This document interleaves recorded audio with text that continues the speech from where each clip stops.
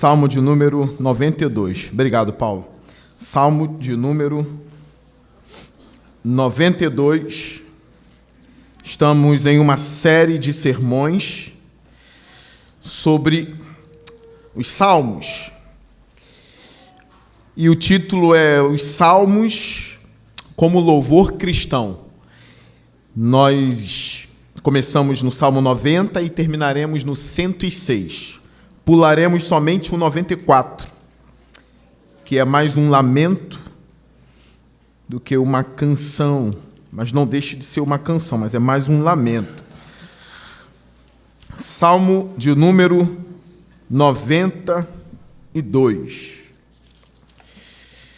Não é um salmo longo, é relativamente curto. Eu quero ler o salmo todo. Diz assim o texto: Como é bom render graças ao Senhor e cantar louvores ao teu nome, ó Altíssimo. Anunciar de manhã o teu amor leal e de noite a tua fidelidade. Ao som da lira de 10 cordas e da cítara e da melodia da harpa. Tu me alegras, Senhor, com os teus feitos. As obras das tuas mãos levam-me a cantar de alegria. Como são grandes as tuas obras, Senhor, como são profundos os teus propósitos. O insensato não entende, o tolo não vê, que embora os ímpios brotem como a erva e florescem todos os malfeitores, eles serão destruídos para sempre. Pois tu, Senhor, és exaltado para sempre. Mas os teus inimigos, Senhor, os teus inimigos perecerão. Serão dispersos todos os malfeitores.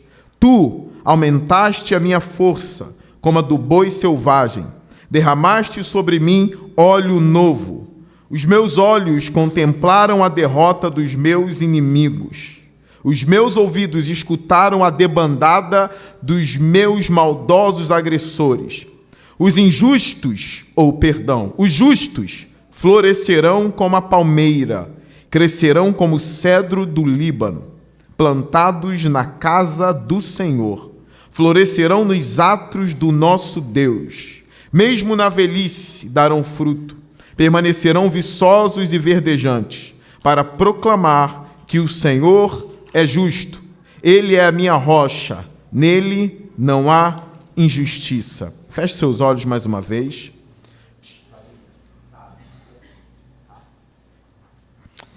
Senhor Deus, me use como vaso em tuas mãos. Que a tua palavra venha impactar os meus irmãos e também a mim. Queremos ouvir tua voz, queremos ouvir o teu Espírito se manifestando através da tua palavra, Senhor. Que os corações sejam edificados para a alegria, Senhor.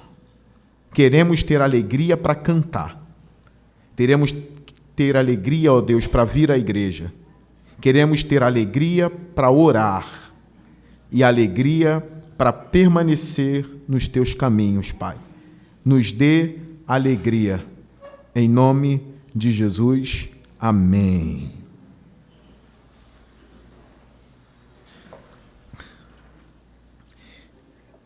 Estamos diante de um salmo muito precioso. É um cântico. Isso está muito claro. É um cântico em alegria para o nosso Deus. É um salmo de um rei, como se um rei estivesse prestes a louvar o nosso Senhor. Prestem atenção. Salmos, na nossa Bíblia, na Bíblia hebraica, é chamado de louvores. Salmos são louvores ao nosso Deus. É comum em nosso contexto a gente dizer que a pregação da palavra é a parte principal do culto. E a gente pode até ter base bíblica sólida para afirmar isso. Por exemplo, nos evangelhos, está lá bem relatado que Jesus cantou um hino com os seus discípulos. Porém, Várias e várias vezes os evangelhos narram Jesus ensinando e pregando a palavra. O grande sermão do monte é uma pregação, é um sermão. A gente vê uma ênfase no livro de Atos na pregação de proclamação do apóstolo Pedro. Foi um baita sermão que ganhou 3.000 almas. A pregação é uma coisa importantíssima. A exposição da palavra numa igreja é uma coisa preciosíssima. Nós vemos Paulo, no sermão de despedida dele, ele lota toda uma casa. As pessoas sentam-se nas janelas, o lugar está tomado de crente.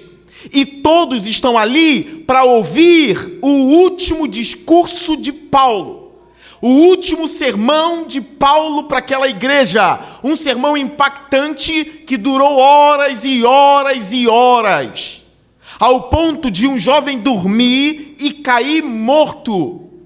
Paulo depois ressuscita o jovem Eutico e volta a pregar. Ele simplesmente não dá muita ênfase ao milagre. Ele poderia fazer uma propaganda gigantesca sobre aquele milagre e falar que ele que cura, que só tem cura naquela determinada igreja, que só tem cura naquela cidade. Ele simplesmente levanta Eutico e a Bíblia diz que ele volta a falar. Ele continua pregando, demonstrando ali que a pregação e o último discurso dele era de suma importância para aquela igreja. Agora, se você disser que a pregação da palavra é o único elemento que Deus se importa numa igreja, você está errado. Se você, rivalizando com o movimento de louvores que aconteceu aí, muito provavelmente inspirado pelo Ministério Batista Lagoinha, pelo Ministério Diante do Trono, que veio crescendo na década de 90, aí depois veio aquele homem que cantou Poderoso Deus e repetia 20 minutos o Poderoso Deus, eu esqueci o nome dele agora, e esses, qual é o nome dele? O Antônio Cirilo, horas de adoração, horas de louvor. Eu não tenho nada contra, desde que isso seja avisado. Teremos um culto cantado no dia tal, em que a igreja vai se reunir para louvar. Isso é bom, isso é agradável ao Senhor, desde que seja comunicado. Porque se eu for para um culto, eu quero louvar, eu quero orar e eu quero ouvir a palavra. Se for comunicado que num sábado terá um culto cantado, aí eu já sei, eu vou para louvar o Senhor o tempo todo junto dos nossos irmãos. Aí muitas igrejas, para rivalizarem com esses movimentos de louvores proféticos, de louvores com dança, de paninho balançando, o que fizeram? Cantam 3 louvores ou 4 louvores, mas de forma seca. Cantam 4 louvores de uma forma em que parece um funeral. Eles rivalizam de forma antibíblica, aquilo que eles chamam de heresia. Aí essas igrejas que agora a gente está falando do nosso quintal, que são igrejas tradicionais, não estão atentando para a Bíblia, estão atentando para a rivalidade. Como vamos rivalizar com determinado movimento? Aquela tal igreja tem um movimento em que tem uma coreografia na hora do louvor, que até os homens ficam dançando, igual um balé. Como que a gente vai rivalizar com essa coisa que detestamos? Nós vamos cantar louvores igual no cemitério. Até no cemitério a gente canta de forma linda. Tem igreja que no culto canta pior do que num culto fúnebre, num cemitério. Isso acontece em várias outras áreas da nossa vida. A gente quer rivalizar, por exemplo, com o Edir Macedo, que arranca o dinheiro da igreja, não dando 1 centavo para a obra do Senhor. É assim que se rivaliza, de forma antibíblica. Se a gente vê no Antigo e no Novo Testamento, abundância e generosidade, principalmente no Novo Testamento. Se a gente quer rivalizar algum movimento, a gente tem que rivalizar de forma bíblica, e não apenas com uma rivalidade do coração. Porque quando eu vejo nas Escrituras Sagradas, tem um livro inteirinho de cânticos. Logo, a igreja precisa cantar. A igreja tem que louvar ao Senhor e louvar com alegria. Não há problema em ter louvores animados na igreja. Não há problema a igreja bater palma. Quantas igrejas batistas Presbiteriano, eu não vou falar de presbiteriano, batistas do nosso quintal não batem palma. Porque dizem que isso aí não faz sentido, que isso é cultural e que não sei o quê. Mas a Bíblia, dentro do seu contexto, com os seus elementos, está escrito: batam palmas ao Senhor. Se são com galhozinhos de algo, não importa, batam palmas, gesticulem, movimentem-se. Salmo 150, louve o Senhor com danças. São adorações espontâneas, onde as pessoas se movimentam para a glória de Deus, de forma espontânea, na igreja, como era em Israel. A Bíblia nos orienta a louvar ao Senhor com instrumentos musicais. Quantas igrejas odiaram a bateria? Tinha tambores nas escrituras sagradas. Quantas igrejas colocaram somente o órgão, porque querem ser diferentinhas? Até hoje tem igreja assim. E tudo bem, é o modo deles louvarem, mas não é o nosso modo de louvar. A gente pode louvar o Senhor com os instrumentos musicais. Se a gente for para a África, na igreja africana, uma igreja boa, com um bom pastor, com bons membros, eles estarão tocando atabaque, que a gente vê na macumba. Aí chega eu, um pastor brasileiro, e vai para Moçambique, tira o atabaque, porque eu chamo o atabaque de instrumento do diabo. Atabaque não pode, aí eu já estou dando para o diabo aquilo que não é dele. Aqui tira o atabaque, tira esse tambor, aqui a gente vai tocar violino em Moçambique. A gente vai começar com um órgão, igual a congregação cristã do Brasil. Vai ser assim, em Moçambique. Os africanos são alegres.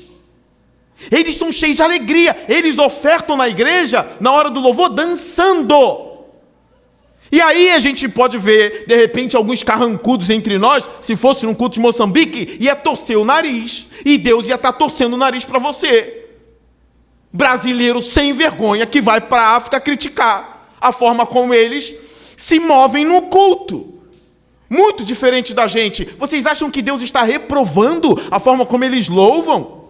De maneira alguma. Esse salmo aqui é riquíssimo. Ele nos orienta a louvar a Deus com alegria, entrar na presença do Senhor cheios de felicidade por causa do Senhor. Uma coisa aqui, esse salmo ele é muito bem organizado, tá? O nome do Senhor aparece 7 vezes nesse salmo. Você lê no salmo Senhor, Senhor, Senhor, Senhor, 7 vezes. Isso é de propósito. O salmista está colocando o nome do Senhor porque o salmo está sendo muito bem elaborado. Porque tem alguém nesse salmo que está sendo adorado, e esse alguém ele proclama 7 vezes. E 7 na Bíblia é um número da perfeição do Senhor. Por isso que o perdão é 77, ou 70 vezes 7. Em Apocalipse, os 7 Espíritos do Senhor. Nesse salmo aqui é mais enigmático, entendeu, Bruno? A gente tem que olhar e contar. Quantas vezes tem o nome do Senhor aqui? É 7, é um baita de um salmo. É um salmo rico, lindo, que deveria ser cantado na igreja. Olha o verso 1. Como é bom render graças ao Senhor e cantar louvores ao teu nome, ó Altíssimo. Se você vem na igreja aqui e torce para o momento do louvor acabar para você ouvir a palavra, você está errado e errada. Tomara que o louvor acabe logo para que chegue a palavra. Você está comunicando que só a palavra importa, como se os louvores ao Senhor não importassem. O momento do louvor é um momento especial no culto. É lindo. Esses dias eu vi um amigo meu que postou na internet a filhinha dele em casa, ouvindo na televisão, um louvor, adorando ao Senhor com as mãozinhas dela para o alto. Uma menininha, pequenininha, cantando e adorando ao Senhor na sala de casa. E ele filmando ela adorando ao Senhor. Louvores são lindíssimos e precisam ser abundantes na igreja. Com isso, eu não estou dizendo que tem que ter 16 louvores, 15 louvores. Ainda mais se for chato pra caramba. O guitarrista solando o tempo todo. O baterista batendo, parece que vai voar na bateria. Não é isso. Não é isso que eu estou fomentando. Eu estou falando que tem que ser algo para Deus. Aí o guitarrista que está lá, ele tem que saber que a igreja tem que cantar para Deus. O baterista tem que saber que ele está ali não para abafar o som de todo mundo, mas para guiar a igreja no ritmo, para a igreja cantar de forma ritmada, organizada. Assim como eles escrevem bem. Dê uma olhada no Salmo 45. Olha o Salmo 45, no versículo 1 e 2, ele diz assim, só o verso 1. Com o coração vibrando de boas palavras, recito os meus versos em honra ao rei. Seja a minha língua como a pena de um hábil escritor. Isso é excelência. Ele quer recitar o seu poema. Ele quer recitar o seu cântico. Ele quer recitar o seu escrito. Como se a língua dele fosse uma pena hábil. De um grande escritor, com perfeição, com ritmo, com eloquência. Momentos em que a voz abaixa. Momentos em que a voz se exalta. Quantos crentes foram contra a organização do culto, dizendo que a organização do culto expulsa o Espírito Santo? E aí o culto bom é o culto desorganizado, que não tem ordem. O culto bom é o culto que o ministro do louvor também atropela toda a liturgia, que tem que ser o louvor e ministrar 25 minutos e inventar letra na hora do louvor, a hora que ele quer, no momento que ele quer. Se o Espírito Santo tomar, todo mundo vai testificar e vai dizer amém. Agora, em muitos lugares é de uma forma forçada. Com isso, com a minha pregação sobre louvor, eu não estou legitimando essa prática, em que uma pessoa está lá na frente e quer mover toda uma igreja para o louvor dele, para que ele cante 1h30 em que a liturgia do culto não estava preparada para isso. Não é isso que eu estou incitando. Tem que ter louvores, os louvores têm que ser cantados com alegria, mas deve ter uma liturgia, porque Deus se agrada com a organização também. É bonito, um faz uma voz, o outro faz outra voz, aí tem uma pausa, já começa um outro louvor, tudo muito bem bonitinho. É lindo quando bota um violino também, e a gente ouve, parece um anjo tocando, uma coisa linda, maravilhosa. Quando tem um coral, tem as falas certinhas, Deus se agrada disso, isso é bom, porque esses salmos são organizados de uma forma hábil. Então que a gente faça com excelência também. Quantas pessoas querem cantar no ministério de louvor, mas não tem o dom, fica sentado. Deus adora a sua voz. Deus adora a sua voz. Mas a igreja não.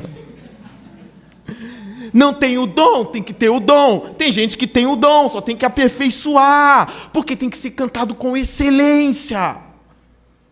Os músicos devem vir preparados para a igreja, não devem vir de qualquer jeito não, porque os pregadores não vêm de qualquer jeito. Os levitas precisam vir muito bem ensaiados, tudo muito bem bonitinho, porque isso serve para a igreja cantar e adorar o nosso Deus.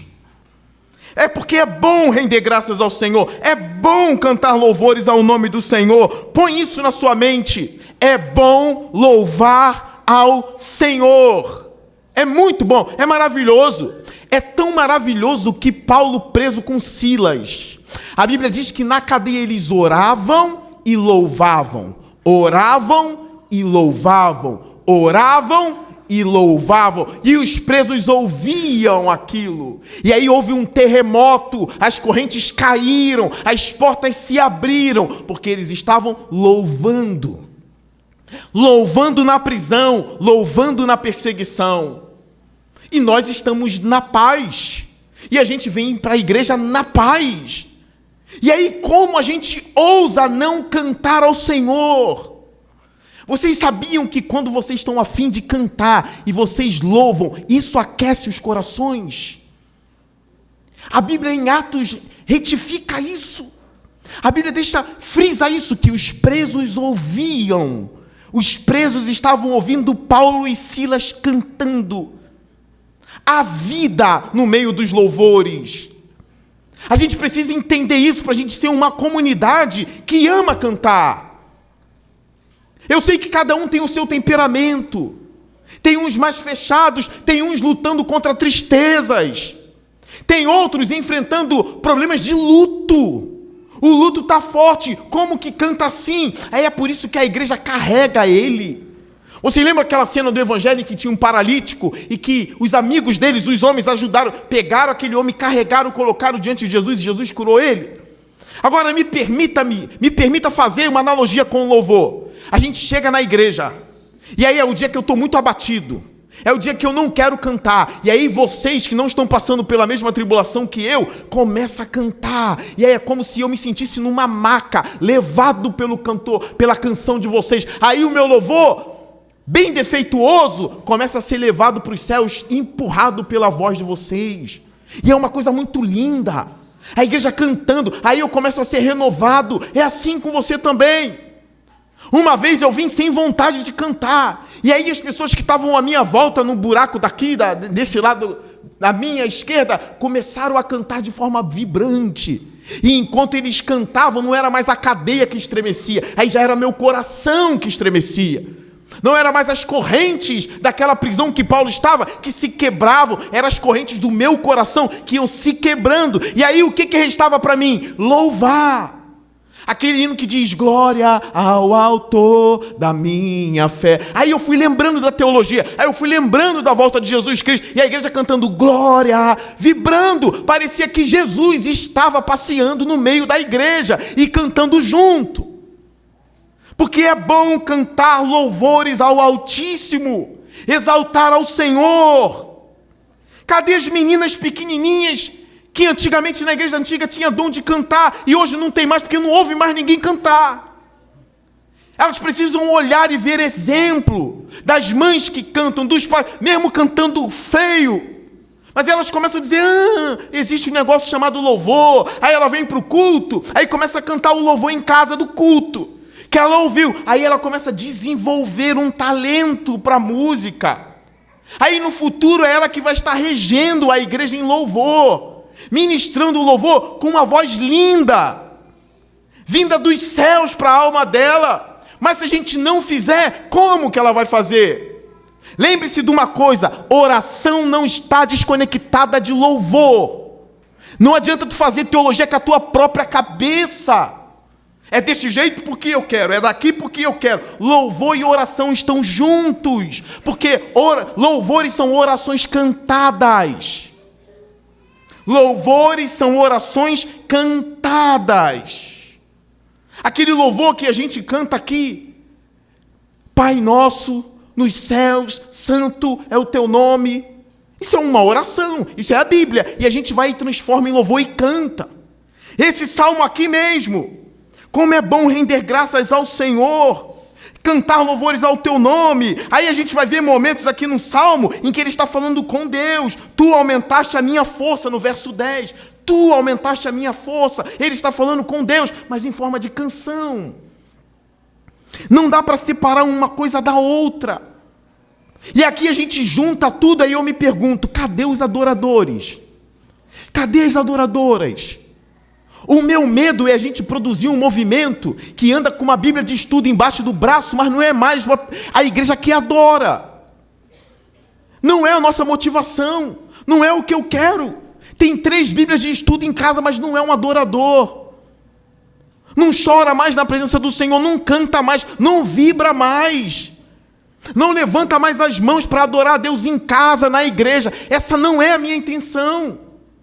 A minha intenção não é encher as estantes de vocês com livro e esvaziar o coração de vocês do louvor, da adoração, da oração. Não é. A ideia é que os salmos são cultivadores de oração e louvor. Eu sei que alguns gostam de jardim aqui. Hoje mesmo eu fiz gabinete com os irmãos aqui, amados da igreja, e que gostam de bicho, de planta. Mas você sabe que o jardim tem que cultivar, não é? A gente cultiva e quando a gente cultiva ele floresce. É ou não é assim? É assim. Os salmos cultivam a adoração. Se a gente tem os salmos, se a gente lê os salmos, medita, os salmos vão cultivando o jardim do nosso coração para o louvor, para a adoração. Por isso que é importante pregar os salmos. É por isso que é importante exortar a igreja e dizer onde estão os adoradores. Onde estão aquelas mulheres que adoram ao Senhor? Cadê essas mulheres? É necessário surgir e brotar na igreja e crescer em adoração. Sem vergonha de quem está do lado esquerdo, do lado direito, quem está na frente, quem está atrás. Ah, vergonha do marido, vergonha da esposa. A coisa mais feia do mundo é o esposo que não quer cantar porque ele não quer ver que a esposa veja ele adorar, porque é um mico. Não, ela vai me ver aqui levantando a mão, que mico. Ela vai me ver aqui chorando, que mico. Que mico. Mico é ir para o inferno e indo para a igreja. Aí é um mico. A esposa com vergonha do marido, ela tá doida para cantar, mas ela não canta para o cara não ver. De onde saem essas coisas? A minha esposa estava no parto para ter o neném, e eu estava ali com a minha esposa, e eu vi ela meio desnorteada olhando, eu chapei a mão na cabeça dela, e comecei a orar na sala. Botei a mão, ela falou, eu estava toda enjoada. Eu falei, eu vou orar, meti-lhe a mão, chapei a mão na cabeça dele, e comecei a clamar o nome de Jesus. Falei, não estou ouvindo o choro da criança, meu Deus. O que aconteceu que essa criança não chora? Aí daqui a pouco levantou o médico, ela chorando. Eu falei, amém, tirei a mão dela e fui lá, cortei o umbigo dela. O médico falou, tu quer cortar? Eu falei, eu quero cortar. Espirrou sangue na testa dela. Aí eu falei, tá chorando, tá bom. Não pode ter vergonha. A gente luta essas coisas, eu acho que é o diabo que coloca. Em que a gente vem para a igreja e tem gente que é adorador, mas é adorador escondido, porque tem vergonha. Minha mãe já faleceu tem um tempo, mas se tem uma coisa que minha mãe não tinha, era vergonha. Minha mãe, na época, comprou um DVD caro, na época que surgiu o DVD. E a gente nem tinha tanta condição financeira, não. Mas ela comprou o DVD, não foi para ver filme, não foi para comprar nada para eu ver, foi para botar o microfone que ela tinha para cantar louvor. Aí ficava ela e a Ana Paula Valadão o dia todo em casa, cantando diante do trono, preciso de ti. E aí minha mãe levantava a mão na sala e cantava. Aí meus irmãos, a cantora começou, meus irmãos não, meus amigos da rua, a cantora ligou o DVD e eu morria de rir com eles, sofria bullying, por causa da minha mãe que cantava, a rua toda ouvia o som dela cantando, mas ela não tinha vergonha de cantar ao Senhor. Então, perca a vergonha, venha louvar o Senhor. Aí eu falei de marido, de mulher, e os adolescentes que não cantam por nada. É vergonha do amiguinho que está do lado. A Bíblia diz, bom é cantar louvores ao teu nome. Amém? Amém. É bom cantar louvores ao nome do Senhor. Que a nossa igreja cante louvores, que a nossa igreja venha mais vibrante para o culto de domingo, para cantar louvores ao Senhor. Vocês sabiam que tem gente na nossa igreja com medo de eu liberar o culto online? E as pessoas não virem mais para o culto para cantar e cultuar em casa? Mas se você cultivar essa vibração de louvar o Senhor com o povo de Deus, nunca tu vai substituir, porque culto online é para doente. Culto online é para doente. Para gente saudável é culto público, com a igreja, com cheiro de gente, com vibração de gente, com adoração do adorador do lado.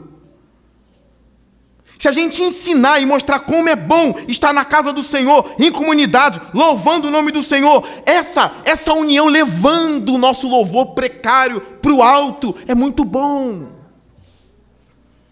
É lindo isso. Aí o verso 2 do Salmo, depois que ele diz que é bom cantar louvores ao Altíssimo, aí ele diz, anunciar de manhã o teu amor leal. Aí tu pensa logo assim, que ele cantou, aí ele botou uma roupa e foi para a praça ficar gritando, o Senhor vai voltar. Nada contra isso. Eu estou dizendo que o salmista não fez isso. Quando ele diz assim, anunciar de manhã o teu amor leal e de noite a tua fidelidade, ao som da lira, ele está anunciando com louvores.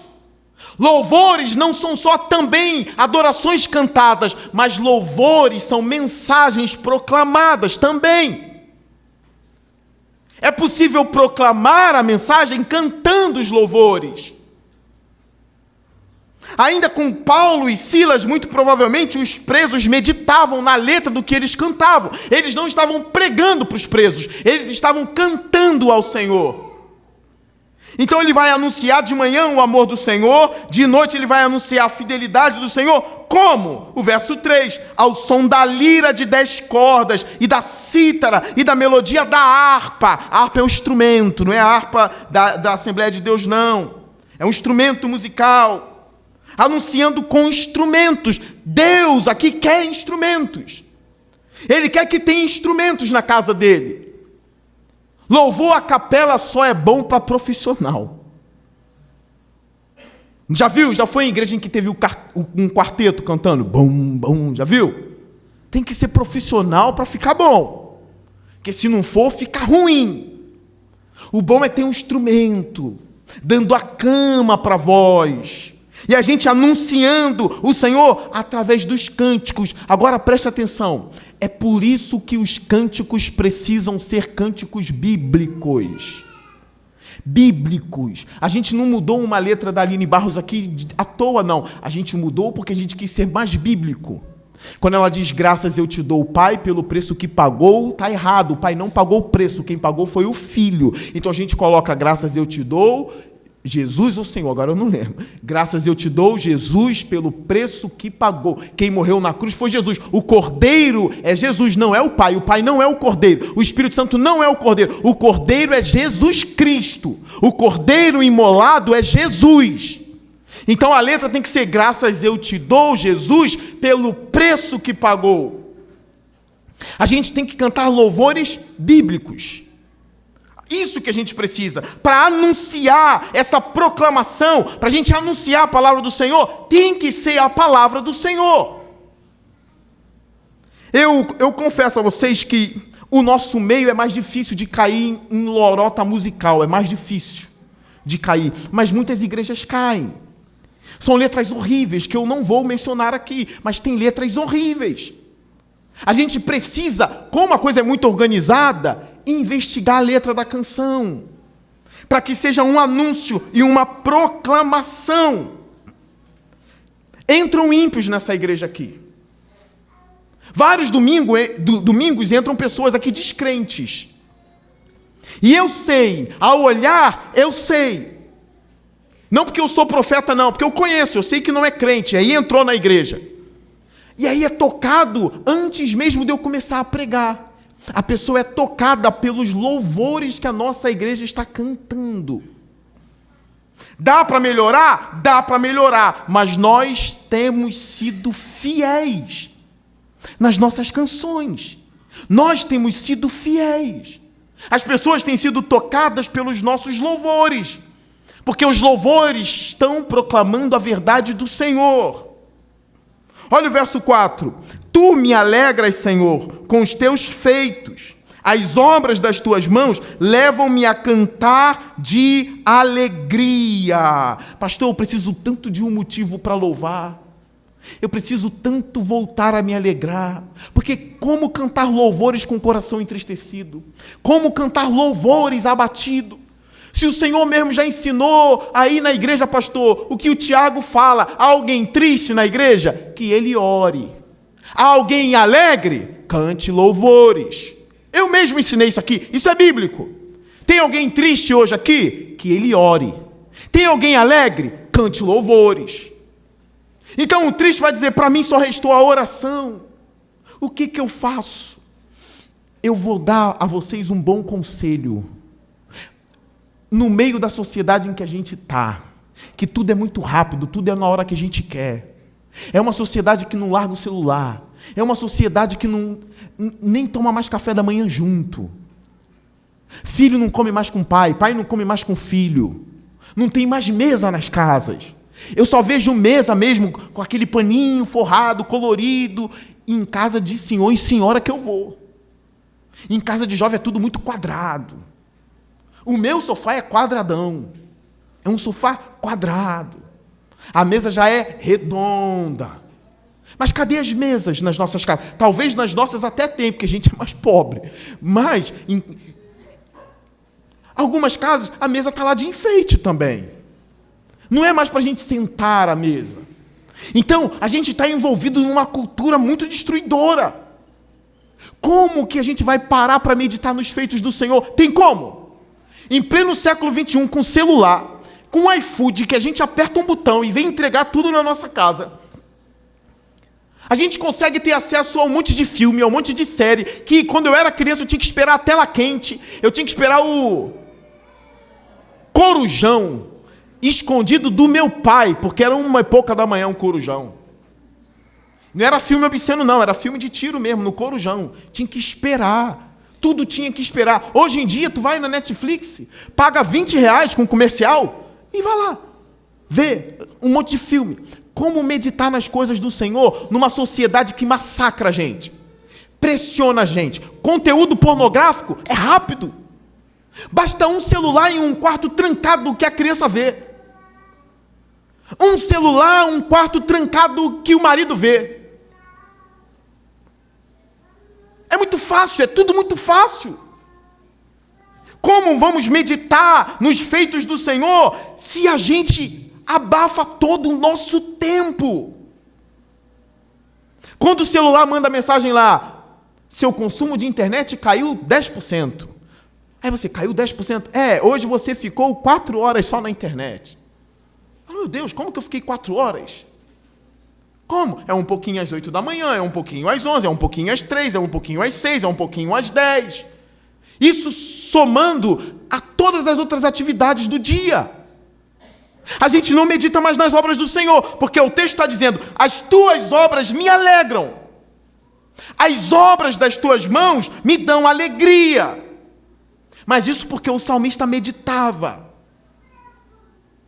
A gente vê na era medieval, Lutero conseguiu traduzir a Bíblia para o alemão.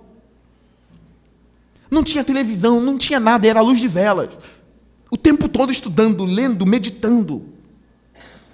Aí, dá vontade de pegar agora Paulo e os outros e falar assim, vocês estão vendo? A gente tem tudo, ar-condicionado, vocês não tinham nada, mas vocês produziram muito mais do que a gente. Pega os teólogos antigos e os teólogos novos, quem produziu mais?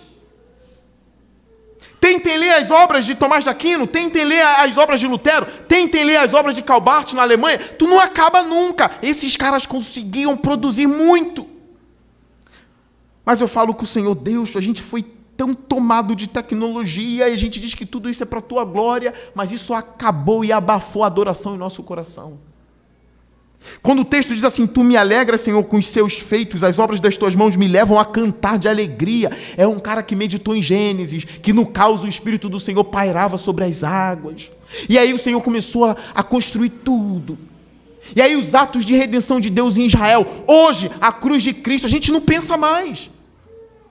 O dia da volta do Senhor, como vai ser se alegrar ao Senhor? Quantas vezes eu preguei para vocês aqui, olhem para o alto, olhem para o céu, vejam a estrela, vejam o sol. Quantas vezes eu preguei isso? E aí quantas vezes a gente foi e voltou, pisou em grama descalço? Olhou para os passarinhos cantando, olhou para o céu, quando? Tem muito tempo que a nossa geração não faz mais isso.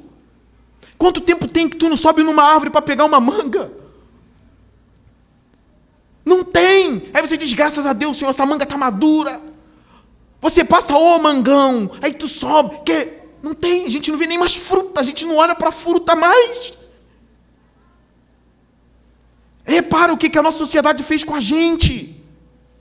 Isso está impedindo a gente de meditar nos feitos do Senhor. Graças a Deus que a gente ainda tem igreja. Para a gente chegar aqui e parar, não tem Netflix, não tem filme, não tem nada. Aí a gente consegue pensar, aí a gente consegue refletir. Mas amanhã é segunda.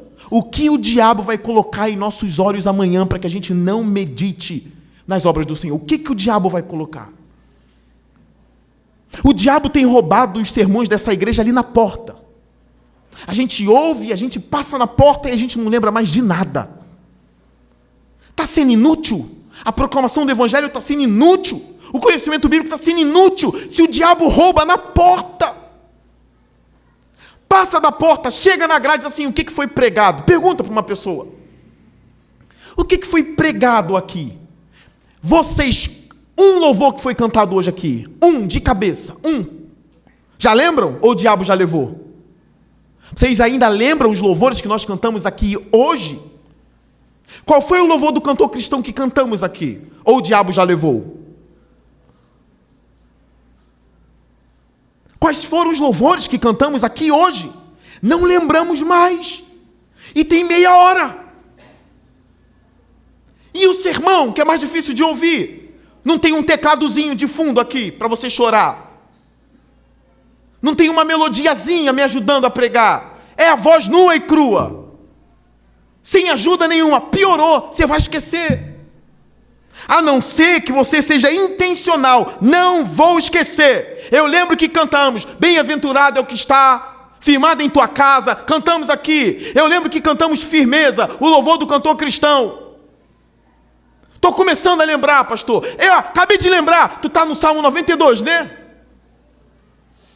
E aí a gente vai cultivando e colocando a palavra no seu coração, para que você ore mais, louve mais, adore mais, pense mais sobre o Senhor. Isso não é uma brincadeira, a gente está numa guerra. É uma guerra para eliminar da nossa mente tudo que é do Senhor. Para eliminar da nossa mente tudo que o Senhor fez. Se não fosse a ceia do Senhor, como a gente lembraria da cruz de Cristo? Lendo o texto da ressurreição, pegando o pão, olhando para o cálice, como a gente lembraria? Que esse salmo fique em nosso coração. Tu me alegras. Olha, não é me dando casa, carro, o que é bom. O que é bom? Me ajudando a passar em concurso, dando promoção no trabalho, curando um filho de uma doença. A gente dá até um culto de ação de graça. Amém, tem que dar mesmo. Mas o salmista não está falando disso. O salmista está dizendo: a alegria está vindo ao meu coração por causa das obras das tuas mãos. Aí o verso 5: como são grandes as tuas obras, Senhor. São obras de redenção que Deus fez em Israel, irmãos. São os feitos do Senhor, o mar que se abriu, a Canaã tomada. O texto que Moisés escreveu sobre o haja luz, sobre a perfeição da criação, sobre ter formado o homem do pó, ter soprado no homem e feito do homem um ser vivente. Todas as obras do Senhor são grandes e maravilhosas. Como são grandes, Senhor, as tuas obras, como são profundos os teus propósitos. Vocês já louvaram ao Senhor, porque os propósitos dele são profundos. E aqui eu quero exortar um pouquinho o coração de vocês. A gente só consegue louvar o Senhor quando a gente entende algo que Deus fez e quando a gente entende o que Deus é. Mas eu quero encorajar e exortar vocês: o nosso louvor e a nossa adoração não se limita a isso. A gente louva ao Senhor por aquilo que a gente também não sabe, pelos desígnios do Senhor que são soberanos e nós não sabemos, que são profundos, porque as obras do Senhor são profundas, insondáveis, inescrutáveis, inefáveis, são coisas que a gente não consegue pronunciar. E aí Paulo encerra a parte teológica de Romanos 11, dizendo isso: a profundidade da riqueza e da sabedoria e do conhecimento de Deus. Quão insondáveis são os seus pensamentos e inescrutáveis os seus juízos. Quem conheceu a mente do Senhor? Olha só, quem conheceu a mente do Senhor?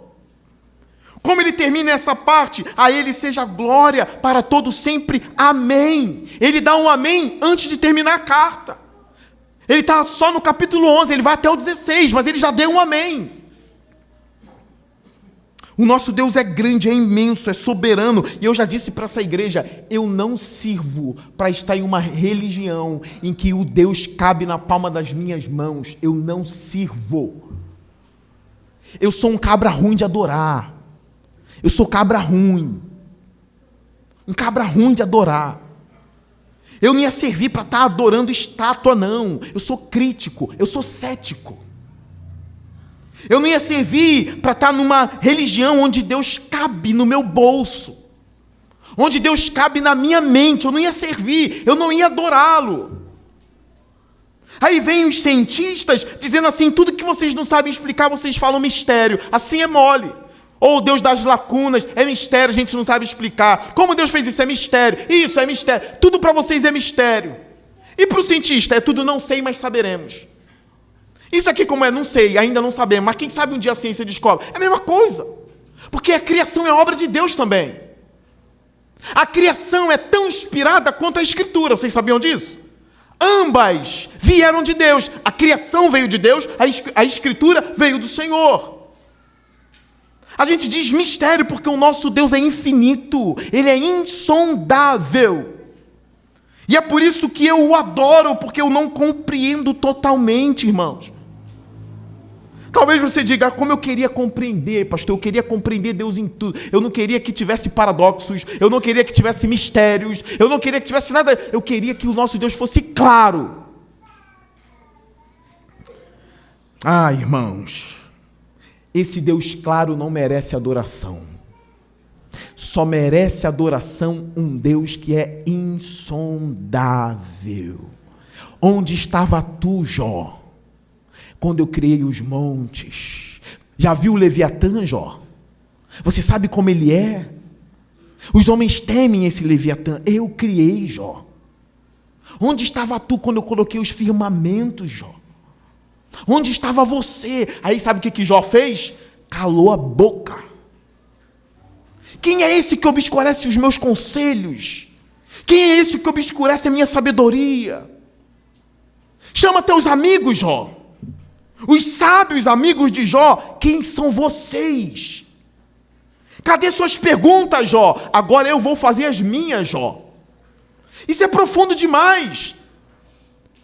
E a gente questiona ao Senhor. Isso é um impedimento para a adoração. A dúvida é um impedimento para a adoração. Não é só a tristeza, não. A dúvida é também. E aí Deus vem com muitas perguntas.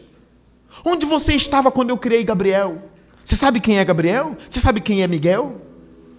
Onde você estava quando os 24 anciãos estavam em minha presença e todos são obras das minhas mãos? Como pode Lúcifer existir e Deus deixar ele existindo? Eu não entendo, então eu não adoro. Deixa de ser bobo, deixa de ser boba. Você não entende, você faz como Paulo. Ó insondável, glória ao teu nome. Você não entende, você faz como Jó. Eu te conhecia de ouvir falar, mas hoje eu conheço de andar, de contigo andar, de ter um relacionamento contigo, de saber que o Senhor estava vendo tudo que se passava comigo e estava ao meu lado. Agora eu te conheço. Eu preciso terminar o salmo. O verso 6, o insensato não entende, o tolo não vê, que embora os ímpios brotem como a erva e floresçam, todos os malfeitores, eles serão destruídos para sempre. Pois tu, Senhor, é exaltado para sempre, mas os teus inimigos, Senhor, ó quantas vezes tem Senhor, os teus inimigos perecerão, serão dispersos todos os malfeitores. Aquela ideia de ter inveja do ímpio, você sabe que ideia é essa? Poxa, pastor, eu sempre dei meu dízimo. Eu vou usar a linguagem do povo, tá? Eu vou usar a linguagem do povo, não é de vocês não, do povo. Dei meu dízimo e o devorador entrou. Não é assim a linguagem? Não é essa? Ou eu estou errado? Eles falam demônio, falam devorador. Devorador. Poxa, pastor, eu sou fiel no dízimo. Poxa, eu sou fiel na minha presença nos cultos. Poxa, toda a minha casa eu levo para a igreja. E o devorador entrou. Agora o meu vizinho é ímpio. A minha vizinha é ímpia e tem de tudo. Como é que pode Deus ser justo por causa disso? A Bíblia está dizendo, o insensato não entende, o tolo não vê, que embora os ímpios floresçam, serão destruídos. Foi o que eu estava conversando com irmãos hoje pela manhã. A gente sabe que os ímpios estão prevalecendo na nossa nação, no mundo, e a gente fica, por que Deus deixa? Por exemplo, quem odeia o Lula, quando o Lula ganhou? Ficou revoltado, que eu conheço. E aí, quando o Bolsonaro ganhou, quem odeia o Bolsonaro ficou assim, Satã chegou ao poder. E aí dá muita atenção aos governos do mundo, muita atenção. Quem é o anticristo? É o Trump. É o filho do Trump. Ele usa um terno largo, ele é magro, é altão, todo mocorongo. Com aquela carinha, ele é um anticristo. Trump, não ouve isso não, né? Mocorongo não. Vai me taxar, não. Gente, nós não temos inveja dos ímpios. Eles serão destruídos. A gente não tem inveja de um sapo colocado numa água que ferve. A gente não tem inveja disso. Assim são os ímpios. Por que até hoje eu ganho um salário assim, pastor? Por que Deus não me deu um outro salário, um outro emprego, pastor? E tem um macumbeiro que ganha não sei quantos mil e não sei o quê. Não temos inveja dos ímpios. Cristãos, caminhem sem inveja. Dá para viver sem inveja. Dá para sentar em casa, comer seu bolo de fubá e dizer: glória a Deus, pastor, tem um terceiro motivo para cantar, é o cuidado do Senhor na minha vida, no bolo de fubá, no pão com manteiga, no pão com ovo, sem invejar o ímpio, porque não se inveja quem está indo para o inferno, não se inveja quem está indo para o inferno. Por que a nossa inveja não é uma inveja boa? Não existe, eu estou inventando agora, não existe inveja boa. É de forma didática. Por que a nossa inveja não é boa? Que é a inveja que no livro Peregrino o cristão teve do fiel, porque o fiel morreu primeiro e foi para a glória, ele tinha uma jornada ainda. O fiel chegou primeiro, e agora eu tenho que passar por essa desgraça toda, e o fiel já está lá. Vocês lembram da história, né? Na feira da vaidade. Fiel, quer o quê? Tem adultério aqui, fiel, tem mentira aqui. Aí o fiel, o nome dele é fiel, né? Eu quero a verdade, tem a verdade. Vocês têm a verdade? Na feira da vaidade, não, mata esse cara. Aí mataram o fiel, o cristão se livrou, ele falou: o fiel chegou primeiro. Cadê essa inveja santa? Que não existe, por favor, não existe. Não é inveja, é querer estar lá. É querer ter chegado, é querer estar em encontro do Senhor. Por que a gente não tem isso? O fulano chegou primeiro, eu queria ver o meu Senhor também junto com ele. Não é que eu queria tirar ele de lá, não, porque a inveja é isso. A inveja não é desejar o mesmo carro do outro. A inveja vem misturada com uma coisinha mais maligna. Como eu queria ter. Mas, como seria bom se ele também não tivesse. Tem isso na inveja, você não pode admitir. É aquela ideia de eu tenho, você não tem. Igual o Kiko, quando viu o Chaves brincando, vocês lembram? E ele olhava, entortava a perninha, voltava e pegava um navio grandão. Aí fazia, sofre agora, olha a inveja. E o Chaves, coitado, pobre. O ímpio é o Kiko. O salvo é o Chaves. E não é por ser pobre, não. É porque vocês são os pobres, eu também. Não tenham inveja. O insensato que não entende que o ímpio está florescendo, aí tem poder, sentam nas maiores cadeiras, mas o Senhor vai destruir os ímpios. Pastor, não fala isso não, porque isso é perigoso. O nosso Deus não destrói, o nosso Deus só ama e abraça e acolhe. O nosso Deus não, o teu Deus é assim. O Deus da Bíblia vai destruir os ímpios. A salvação é no dia que se chama hoje. Quem quer vir? Quem quer a salvação? Está aqui. Quem quer? É no dia que se chama hoje. A gente está pregando. O evangelho está crescendo. Tem um movimento na Inglaterra que tem uma igreja lá enchendo.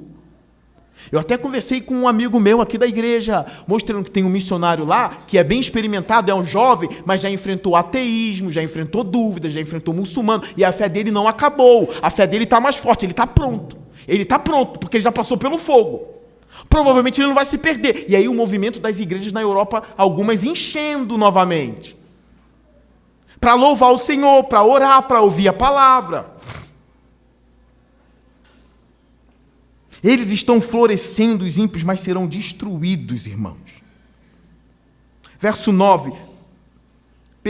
10. Tu aumentaste a minha força como a do boi selvagem. Derramaste sobre mim óleo novo. Os meus olhos contemplaram a derrota dos meus inimigos. Os meus ouvidos escutaram a debandada dos maldosos agressores. Dos meus maldosos agressores.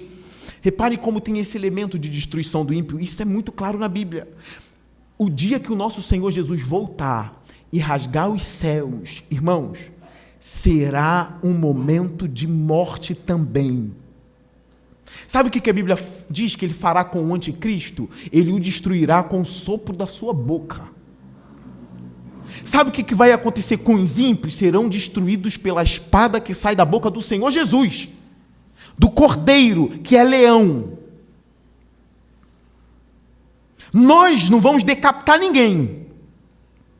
Quem faz isso é muçulmano. Jesus vai derrotá-los pelo poder da palavra que sai da sua boca.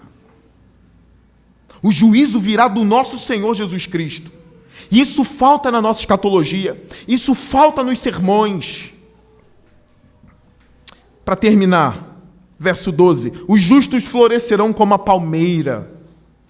crescerão como cedro do Líbano. Irmãos, quais são as árvores que nós temos para dar exemplo hoje, se a gente arrancou tudo?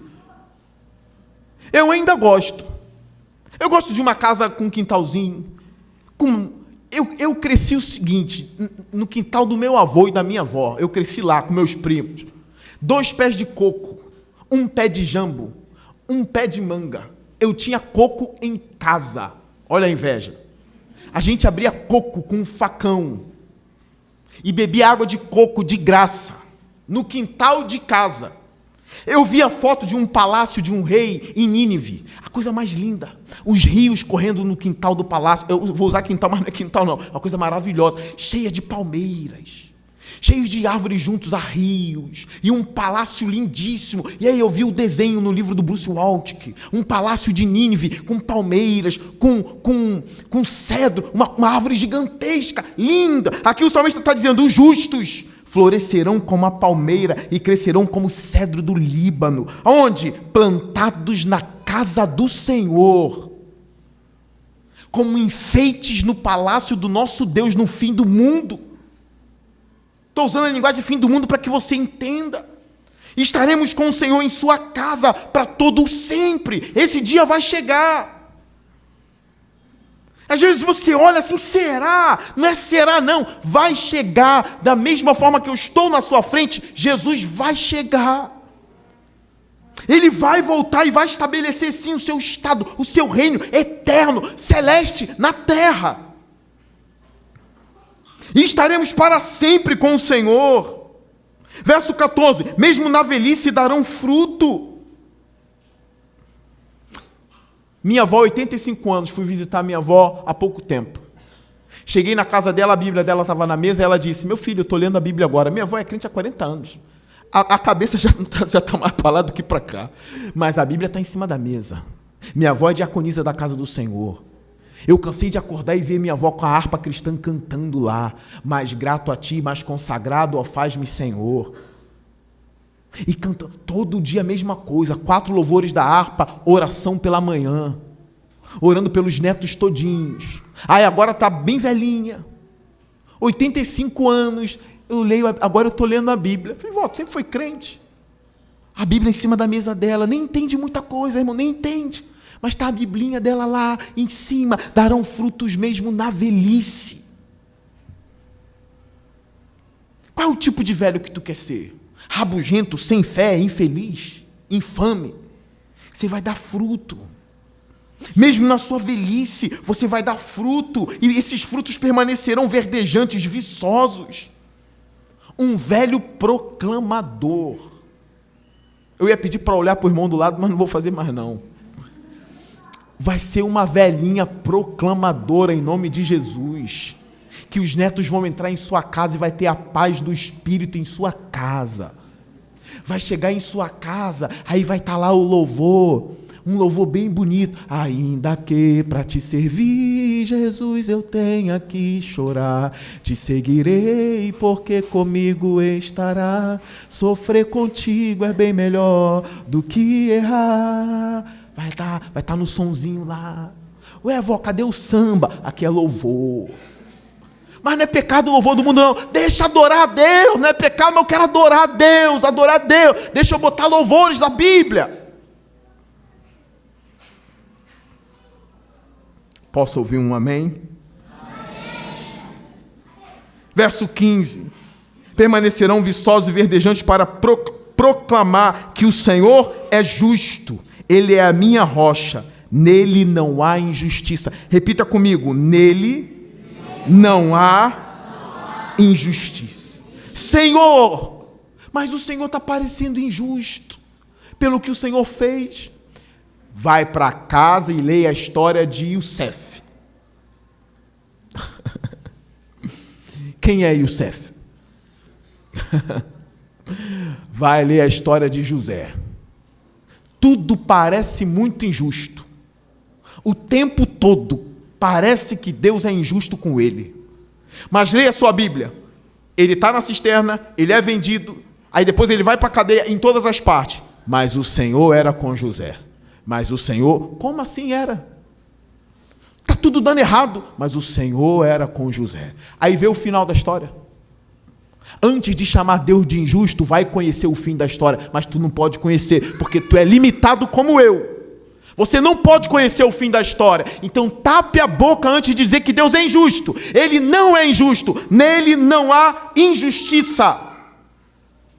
Veja o fim da história, as peças vão se encaixar, vai tudo ficar muito bem bonitinho. Nele não há injustiça. O nosso Deus é santo, ele não está brincando de fantoche com a gente.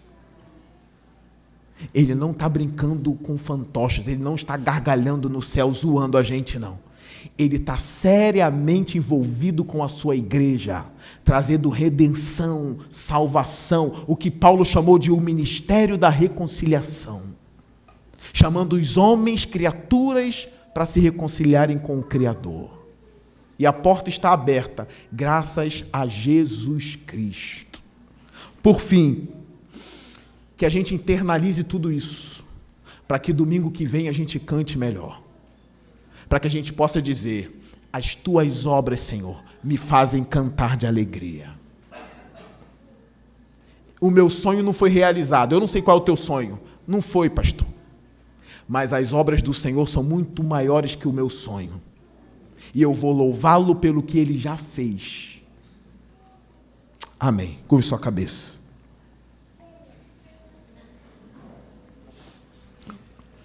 Pai, somos adoradores deficientes ainda. Nós não sabemos nem orar como convém. Nós não sabemos cantar como os anjos. Mas a gente quer aprender, Senhor.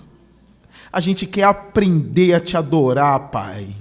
A gente quer aprender a cantar louvores que chegam em tua presença, Senhor. A gente quer aprender a orar de uma forma que encanta, Senhor Deus. A gente quer estar em fervente oração, Senhor. A gente quer aprender, Pai. Que o Teu Espírito nos mova e nos leve, Senhor Deus, a esse estado em que a gente contempla a Tua beleza e Te louva de todo o coração, Pai. Faz isso com essa igreja, Senhor. A Tua palavra vai e não volta vazia, ó Altíssimo. Ela dá fruto, Senhor. Então que ela dê fruto, Senhor. Eu peço para que eu seja um adorador melhor. E eu peço que os meus irmãos aqui, Senhor, te adorem de forma bonita, Senhor, e agradável, sem se importar com quem está do lado, Senhor, sem se importar com quem está do lado, mas se importando com quem está acima de tudo e de todos, Senhor. Muito obrigado pelo culto de hoje. Obrigado, Senhor. Em nome de Jesus nós oramos. Amém e amém.